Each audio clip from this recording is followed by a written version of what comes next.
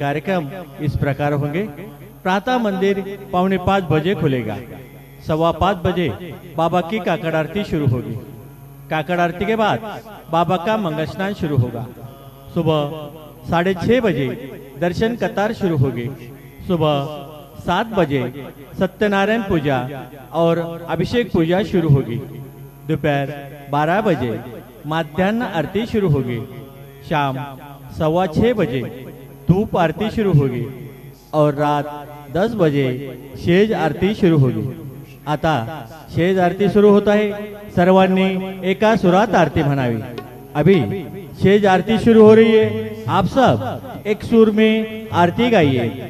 श्री सच्चिदानंद सद्गुरु साईनाथ महाराज की जय। वाळू आरती माझा सद्गुरुनाथा।